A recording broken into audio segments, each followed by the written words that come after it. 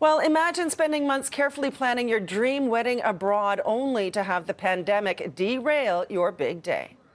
What each island has to offer. Islands with boutique hotels that are, we have the Bahamas Bridal Association. Travel is one of the many commercial casualties of COVID-19, and when it comes to destination weddings, flights have been canceled, venues have closed, guests are backing out, and many couples are on the hook for some big expenses.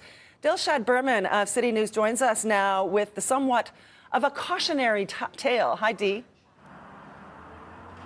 Hi, Pam. That's right. You know, when you're planning destination weddings, for the most part, you're booking through a travel agent. But of course, you're dealing with vendors from overseas, and they have their own rules and regulations. So it seems kind of obvious, but you know, it's really, really important to really get into that contract, read it top to bottom, make sure you get into the weeds, make sure you get into the fine print, because otherwise you might be on the hook for some, like you said, really big expenses.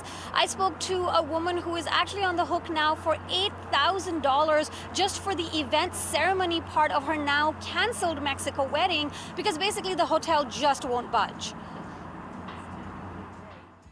The hotel will not refund us any money.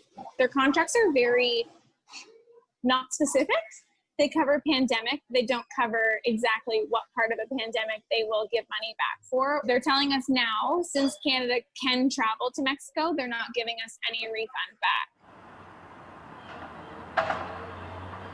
So now they are allowed to reschedule.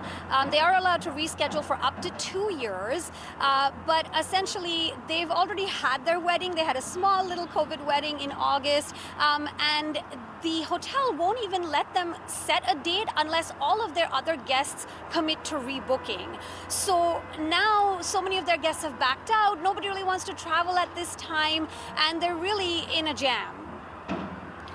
It's almost not worth it, is it? I mean, it's so exciting to plan a destination wedding. I've been to a couple myself, and they're always really fun.